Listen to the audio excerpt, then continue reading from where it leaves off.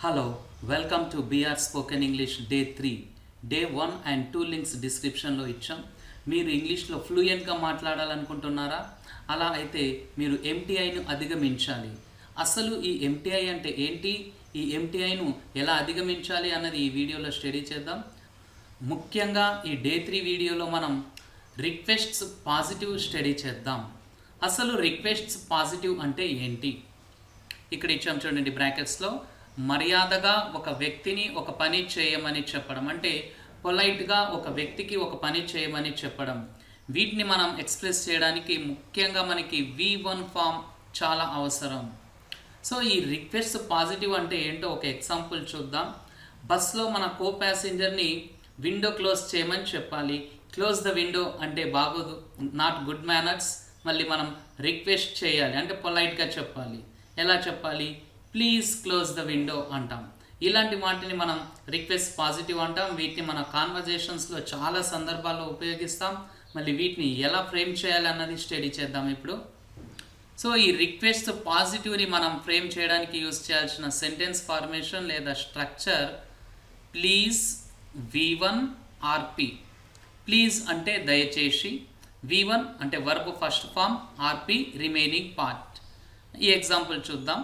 Please close the window. ఇక్కడ ఇచ్చిన స్ట్రక్చర్ని మనం స్ట్రిక్ట్గా ఫాలోఅప్ చేసుకోవాలి. వర్డ్ ఆర్డర్ అన్నది ఇంగ్లీష్లో ఎలా ఉందో అలానే మనం మెయింటైన్ చేయాలి. ఎలా ఉందో అలానే మనం స్ట్రిక్ట్గా ఫాలోఅప్ చేసుకోవాలి. సో ఫస్ట్ ప్లీజ్ కాబట్టి ప్లీజ్ యూజ్ చేసాం. V1 అంటే క్లోజ్ యూజ్ చేసాం. అండ్ RP అంటే ద విండో యూజ్ చేసాం. అదే తెలుగులో చూద్దాం. దయచేసి కిటికీ మూసివేయండి. ఇక్కడ చూడండి, ప్లీజ్ దయచేసి ఓకే. క్లోజ్ ఇక్కడ సెకండ్ వస్తే ఇంగ్లీష్లో, మళ్ళీ తెలుగులో ఆ క్లోజ్ మూసివేయండి అన్న వర్డ్ లాస్ట్లో ఉపయోగించాం. ఇది డిఫరెన్స్ ఇంగ్లీష్ అండ్ తెలుగులో ఉన్న సెంటెన్స్ ఫార్మేషన్. ఇంకో డిఫరెన్స్ కూడా చూద్దాం. ఇంగ్లీష్లో ద విండో వచ్చింది, రిమైనింగ్ పార్ట్ లాస్ట్లో వస్తే తెలుగులో ఆ రిమైనింగ్ పార్ట్ మిడిల్లో వచ్చింది కిటికీ అని. అంటే దీని ద్వారా మనకి క్లియర్ కట్గా అండర్స్టాండ్ అవుతుంది ఇంగ్లీష్ అండ్ తెలుగులో ఈ పాజిటివ్ రిక్వెస్ట్కి కూడా సెంటెన్స్ ఫార్మేషన్ ఒకే విధంగా ఉండదని. ఎస్, మనం ఎంటీఐ అన్నది ఏంటో చూద్దాం ఇప్పుడు ఇక్కడ ఈ ఎగ్జాంపుల్స్ హెల్ప్తో. So request positive English versus Telugu. So English structure మనకి ఇంతకుముందు డిస్కస్ చేసుకున్నట్లుగా ప్లీజ్ V1 అండ్ RP వస్తుంది. అదే తెలుగు స్ట్రక్చర్ తీసుకుంటే first please okay, no problem. English and తెలుగులో బిగినింగ్ ఒకే విధంగా ఉంటుంది, కానీ ఈ రిమైనింగ్ ఇంకా భాగం మాత్రం టోటలీ డిఫరెంట్గా ఉంటుంది. చూడండి, ఆపోజిట్ వస్తుంది. ఇక్కడ ఇంగ్లీష్ అన్నది మిడిల్లో వస్తే తెలుగులో ఎండింగ్లో వస్తుంది. అండ్ ఇంగ్లీష్లో RP అన్నది ఎండ్లో వస్తే తెలుగులో RP అన్నది మిడిల్లో వచ్చింది. సో ఇది mother tongue influence. So MTI అంటే మదర్ టంగ్ ఇన్ఫ్లుయెన్స్. ఈ మదర్ టంగ్ ఇన్ఫ్లుయెన్స్ వల్ల చాలా మిస్టేక్స్ జరుగుతూ ఉంటాయి. ఫ్లూయెన్సీ సాధించడం చాలా ఇబ్బంది అవుతుంది. మళ్ళీ మదర్ టంగ్ ఇన్ఫ్లుయెన్స్ని ఎలా అధిగమించాలి అన్నది ఎగ్జాంపుల్స్ హెల్ప్తో స్టడీ చేద్దాం. Look at this example. Please switch off the light. మనం ఇక్కడ స్ట్రిక్ట్గా స్ట్రక్చర్ని ఫాలోఅప్ చేసుకున్నాం. ఫస్ట్ ప్లీజ్ రావాలి కాబట్టి ప్లీజ్ యూజ్ చేసాం. నెక్స్ట్ V1 ప్లేస్లో స్విచ్ ఆఫ్ యూజ్ చేసాం, ఇది V1 అవుతుంది. అండ్ ఇక్కడ మనం కాంబినేషన్గా OFF ఆఫ్ని యూజ్ చేసాం. అండ్ RP ప్లేస్లో ద లైట్ యూజ్ చేసాం. అదే తెలుగులో చూద్దాం. దయచేసి okay, no problem. Light off చేయండి అంటే లైట్ ఇక్కడ ఎండింగ్లో వస్తే తెలుగులో మాత్రం మిడిల్లో వచ్చింది. ఇక్కడ స్విచ్ ఆఫ్ మిడిల్లో వస్తే తెలుగులో ఎండింగ్లో వచ్చింది. సో ఈ MTI అంటే ఏంటి? దయచేసి లైట్ ఆఫ్ చేయండి అంటే true translation please light of అంటే సెట్ కాదు. సో మనం MTIని ఫాలోఅప్ చేసుకోకుండా ఇంగ్లీష్ స్ట్రక్చర్ని స్ట్రిక్ట్గా ఫాలోఅప్ చేసుకుంటే ఖచ్చితంగా ఈ MTIని మనం అధిగమించగలం అండ్ ఫ్లూయెంట్గా కూడా ఇంగ్లీష్ మాట్లాడడానికి వీలవుతుంది. So please switch off the light అని అనడం కరెక్ట్. అంటే దయచేసి లైట్ ఆఫ్ చేయండి. ఇక్కడ మనం ద లైట్ రిమైనింగ్ పార్ట్ అంటే ఆ సిచ్యువేషన్ని బట్టి యూస్ చేస్తాం. ఈ రిమైనింగ్ పార్ట్ని మనం చేంజ్ చేసి చాలా సెంటెన్సెస్ని ఫ్రేమ్ చేయొచ్చు. చూద్దాం. Please switch off the fan, please switch off the TV, please switch off the mobile, please switch off the motor, please switch off the laptop. ఈ విధంగా మనం ఎన్నో సెంటెన్సెస్ని ఫ్రేమ్ చేయొచ్చు ఈ సింపుల్ స్ట్రక్చర్తో. అండ్ ఈ ఎగ్జాంపుల్ కూడా చూద్దాం. ప్లీజ్ సేవ్ నేచర్ అంటే దయచేసి ప్రకృతిని రక్షించండి. ఇక్కడ కూడా మనం చూడండి, సేవ్ అన్నది ఇక్కడ మిడిల్లో వస్తే రక్షించండి అన్నది తెలుగులో మిడిల్లో రాకుండా ఎండ్లో వచ్చింది.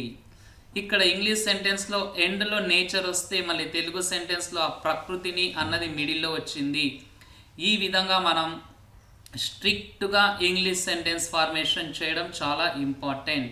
ఇలా మనం ఎన్ని పాజిటివ్ రిక్వెస్ట్ని ఫ్రేమ్ చేసినా మనం ఫాలోఅప్ చేయాల్సిన సెంటెన్స్ ఫార్మేషన్ సేమ్ ఇలానే యూస్ చేస్తాం.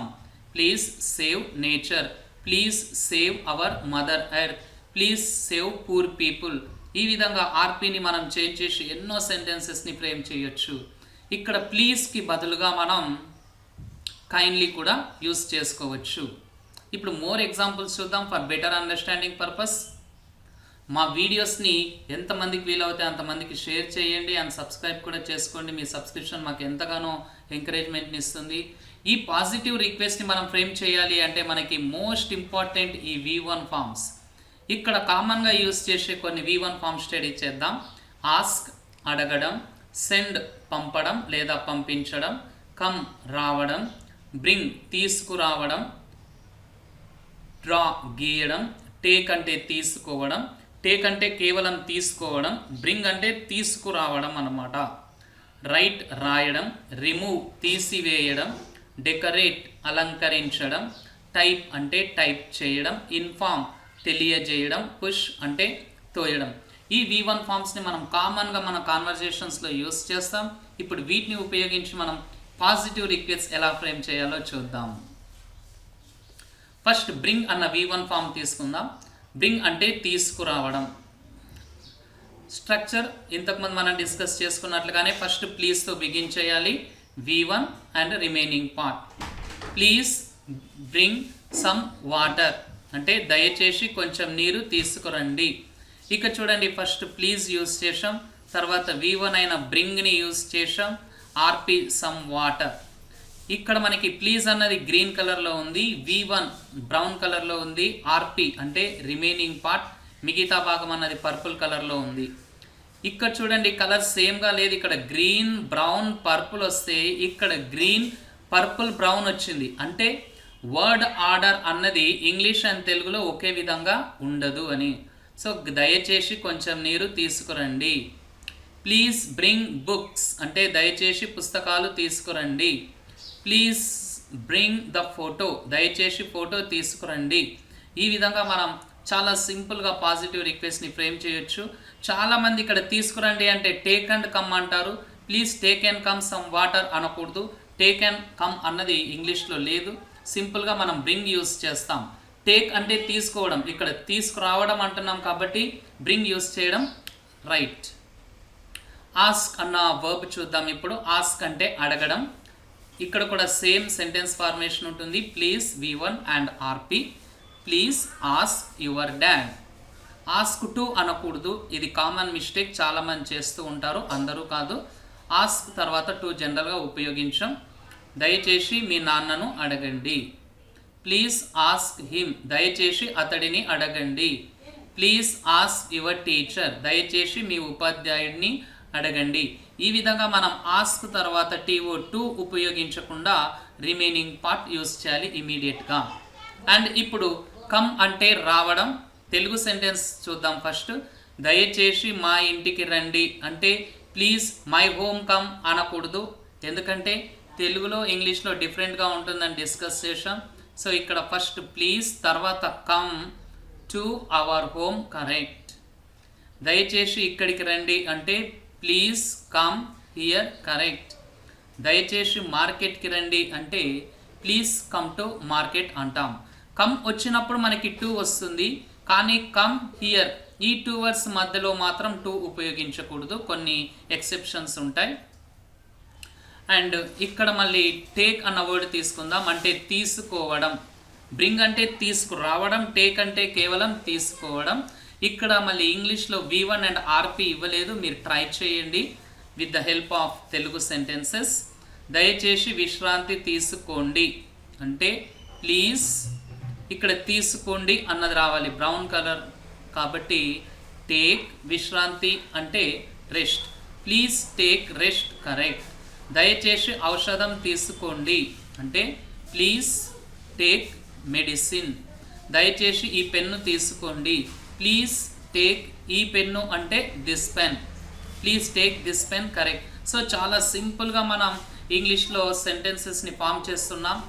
ఇప్పుడు డెకరేట్ అన్న వర్డ్ తీసుకుందాం, అంటే అలంకరించడం.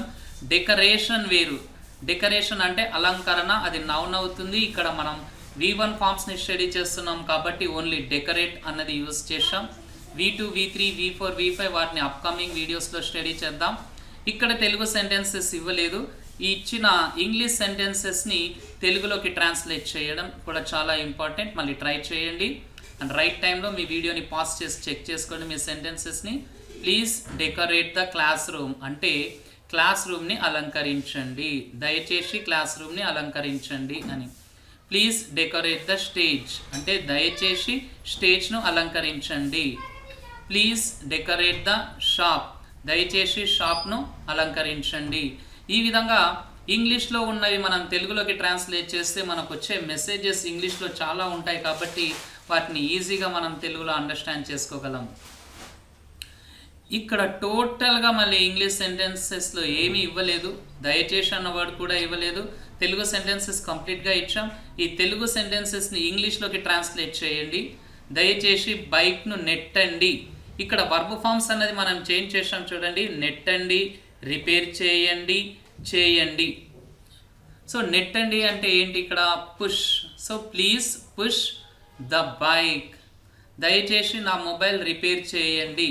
ఇంగ్లీష్ వర్డే ఈ repair. So please repair my mobile, దయచేసి ఈ పని చేయండి అంటే ప్లీజ్ చేయండి అంటే do this work, please do this work. చూడండి చాలా సింపుల్గా మీరు ఇంగ్లీష్ సెంటెన్సెస్ని ఫ్రేమ్ చేస్తున్నారు. అండ్ ఇప్పుడు మనం డే 1, డే 2 అండ్ డే 3 టాపిక్స్ని ఇక్కడ రివైజ్ చేద్దాం.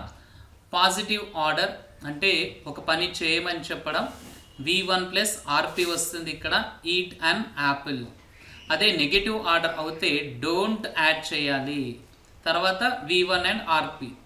పాజిటివ్ ఆర్డర్లో వచ్చిన స్ట్రక్చర్ యూస్ చేస్తాం, కానీ దానికన్నా ముందు డోంట్ యూస్ చేస్తాం. డోంట్కి బదులుగా డు నాట్ కూడా యూస్ చేయొచ్చు, కానీ డోంట్ యూస్ చేస్తే కాన్వర్జేషన్ చాలా ఈజీగా మనం సింపుల్గా మాట్లాడవచ్చు.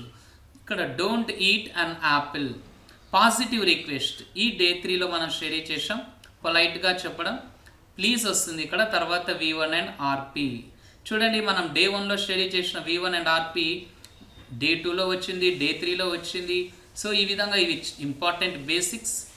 ప్లీజ్ ఈట్ అన్ యాపిల్ అంటాం. ఇక్కడ క్లోజ్ ద డోర్ ఇచ్చామనుకోండి పాజిటివ్, నెగిటివ్ ఏమవుతుంది, డోంట్ క్లోజ్ ద డోర్ అవుతుంది. Positive request please close the door అవుతుంది.